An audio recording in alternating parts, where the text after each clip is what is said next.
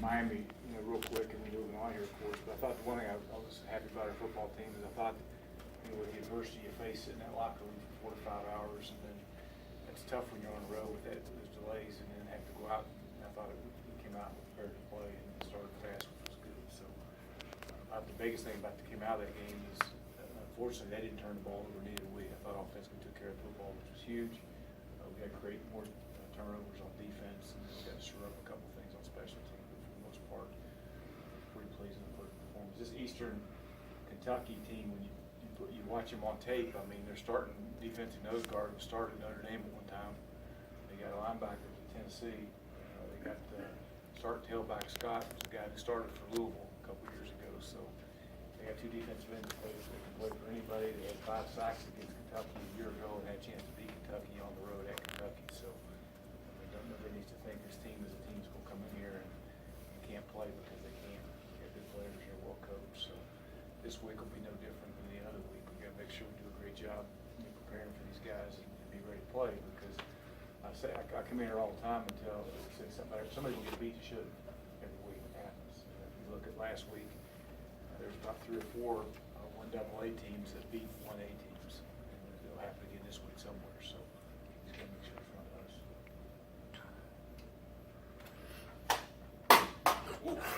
Oops. Captains this week, Malik Gant will be a captain again on defense, along with Chase Hancock, and Jordan Dowry and Tyree Brady will be 2 captains on offense. Doc, you've seen, you look at this team last week, they rushed for 400 yards. What did they do well with the rushing attack to be able to methodically move the football on the ground? Well, it starts with the guy they handed to. I mean, that Scott kid's a good player, and they got 2 or 3 tailbacks that can play for about anybody. And they run extremely hard. You put that tape on from a week ago, and not just last week, but turned them on against Kentucky last year, and people that people think are pretty good, and they do a good job running the football, and they're committed to doing that. And I'm sure they'll come in here and try to run against us. On the flip side, your all's running game was able to get going pretty quickly, especially first drive. And something from last year that you all struggled with were short yardage situations. You all got in basically a full house package, and you were able to push the pile. Is that something that pleased you about last week? Yeah, it's something that we worked on since last spring with some. Anthony Anderson's a big back that we take advantage of his skill set. And, Tim's done a nice job of developing some goal line packages. All look great. Greg Atkins brought some things with him from what places he's been. So, was pleased. We had a couple short, couple 4-minute situations. You'd like to finish it early on. They're coming out from the goal line. We put ourselves in a little bad situation. Like we got the first down there and ran clock, and the same thing there at the end, which we ended up running it out. But for the most part, I thought we ran the ball pretty well, and we're doing a good job of getting Keon and Tyler and of course Anthony involved. And all 4 of those tight ends play. All 4 of them bring a little bit different skill set to the table. And I thought Tim did a nice job of mixing and matching those guys and putting them in position to make plays.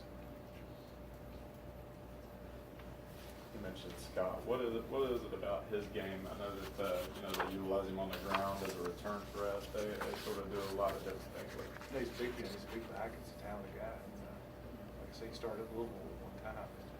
And he started there.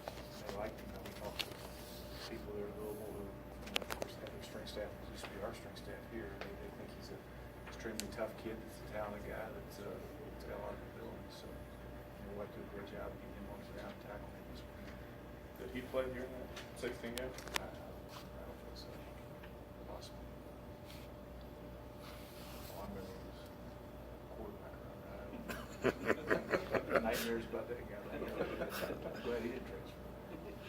What did you see in Isaiah Green's performance? I thought I saw a kid that was extremely composed for a freshman to go out and take care of the ball the way he did. I felt that was number 1. I thought number 2, he made good decisions. And, I thought sometimes we see quarterbacks we talk about all the time having the when things break down, good things happen. And it seemed like him, he finds a way to keeps his eyes down the field. When things do break down, he's able to make plays, which I think is huge for the player. Doc, since the game's been over, when it happens in a split second, but you watch the film, and some of the catches that Brady made. What's your go away with thinking there? Everybody's on our team. he's just, I mean, you know what, we talked this morning, and we'll make a point of it, our team meeting here this afternoon, probably going to practice, but you watch the way the guy goes to work every day. I mean, you guys are around here, you're probably writing stories, and 30 minutes after practice, he's down there working on the game, catching balls off the check machines. And, he just loves the game, and he works extremely hard at what he does. He's good at what he does, and whatever he gets, he deserves because he sure knows what he does. Malik Thompson got his first start last week, and he's sort of run the gamut of offensive line, defensive line, everything like that. But he seems really, you know, his nature seemed just really at ease with everything, and sort of a unique mindset. You think of guys as aggressive, and he just sort of goes about his business, kind of quiet, but does everything right. Well, he's a guy that we talked about it yesterday in the meeting. That he's a guy that first game last year didn't play a snap. Hadn't played a snap for us. He came in and was really disappointed he didn't get to play, but didn't pout. Kept working extremely hard. By the end of last year, he was one of our better defensive linemen. And heck, he was our champion yesterday in that game Saturday. I mean, there's a guy that just continued to work extremely hard and didn't pout about what was going on. Just wanted to get better as a player and went out there and played extremely well. And he's a really good player right now. And playing really at a high level for us.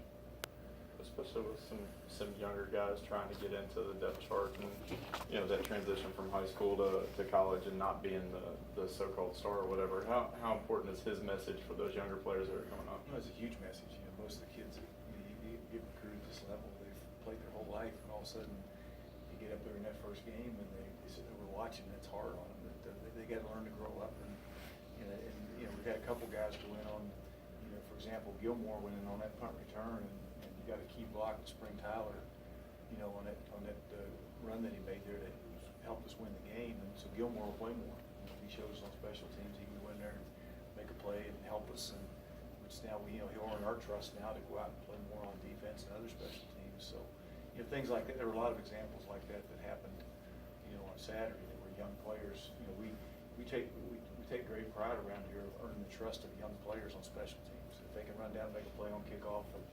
Help Joe Early's another guy that did a really good job on a couple of special teams that helped us win that game. So, young players will earn playing time on offense and defense by the way they perform on special teams. And if they do well there, then they're going to get more play on offense and defense.